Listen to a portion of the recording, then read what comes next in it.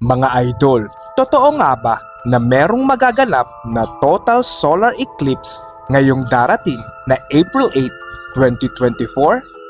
At ang sabi-sabi po ng iba, wag na wag daw po kayong lalabas ng inyong bahay kung ayaw niyong malasin. Totoo po kaya yun, Kuya Jibe? Tara-tara po at alamin po natin, babalalang mga idol, kung kayo po ay hindi likas na papaniwalain at kung ayaw niyo po nakakarinig ng ganitong klaseng kwento, skip niyo lang po ang videong ito, okay? Ang solar eclipse, ito ay kaganapan na kung saan ang araw, ang buwan, at ang ating Earth ay mistulang nagpapantay-pantay o nagkakatapat-tapatan. Nagkakaroon po ng solar eclipse kapag ang buwan ay pumagitna sa pagitan ng araw at ng Earth. At kung inyo po mai-imagine, kapag ang buwan po at saka ang araw ay nagkasalubong at magkapantay, so yung sunlight po mabablock po ng buwan at yung sunlight pong pupunta sa Earth, yun po ay didilim. Gets nyo ga? Basta mga idol, kung hindi nyo po gets, yan po ang illustration. Kayo na po ang bahala. Kayo na po ang bahalang umunawa. Basta nandyan naman po yung illustration. Yan. Alam nyo ba mga idol na ang total solar eclipse ay hindi po pangkaraniwan? Hindi po siya katulad ng dating solar eclipse na pangmadalian lang. Ito daw po ay pwedeng tumagal ng 3 araw. Tunay kaya yung Kuya Jibe? Paano matutuyo si Nampay? Alam nyo rin ba mga idol na ang eclipse ay pwedeng mangyari na 5 beses sa isang taon? Pwede daw po magkaroon ng eclipse 5 beses sa isang taon. Pero ang total solar eclipse ay nangyayari lamang after 375 years. Tama po kayo narinig. Tagal, 375 years daw po bago ulit mangyari ang total solar eclipse. At ngayon pong April 8, 2024, yun po, magaganap ulit ang total solar eclipse.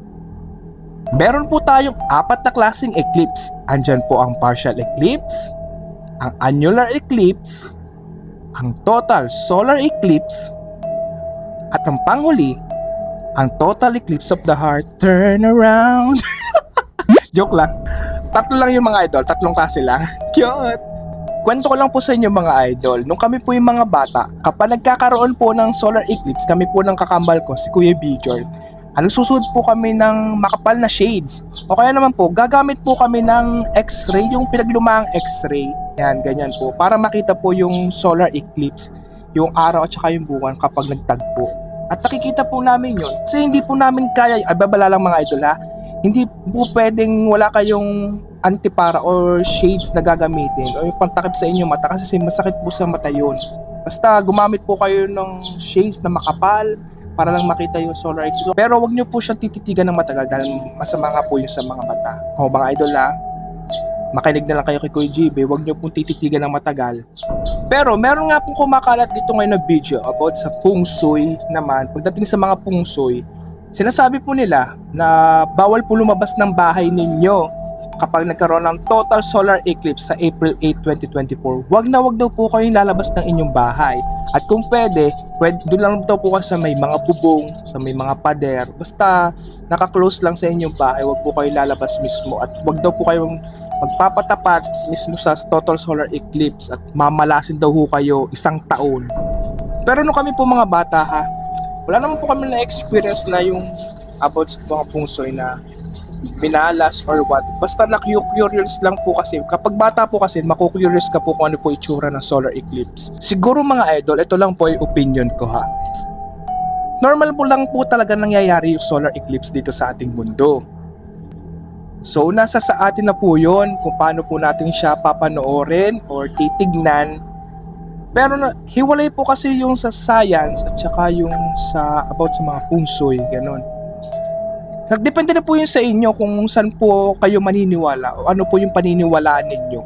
Ako po kasi yung taong minsan naniniwala, minsan ay hindi.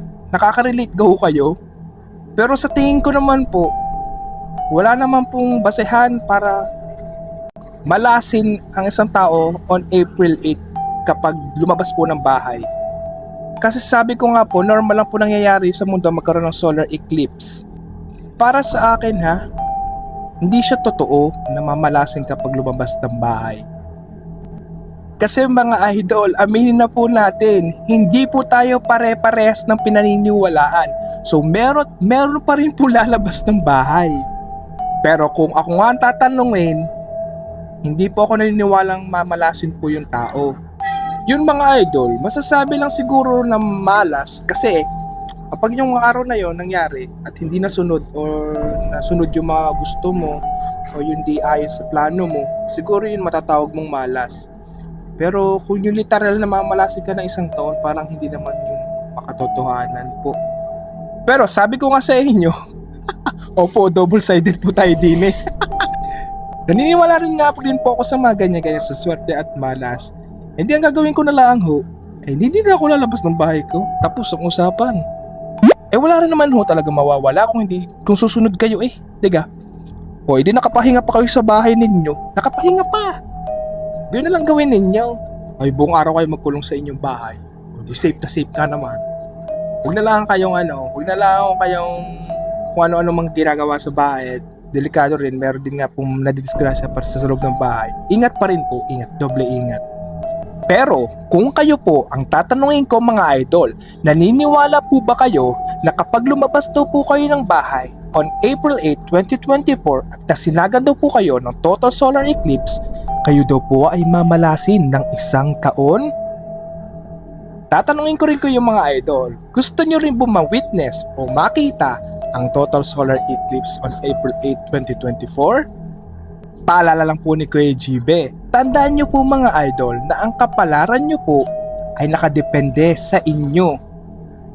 At kung kayo po ay nag-iisip muna bago gawin ang bagay, tsak maganda po ang pupuntahan ninyo. Maging responsable po tayo sa ating mga bagay na gagawin. At isipin muna kung ito ay tama o mali.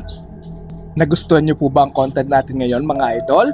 Comment nyo nga po sa comment section at i-share nyo na po ang video ito sa mga friends nyo para malaman din po nila kung ano ang meron sa total solar eclipse na magaganap on April 8, 2024. Kyot!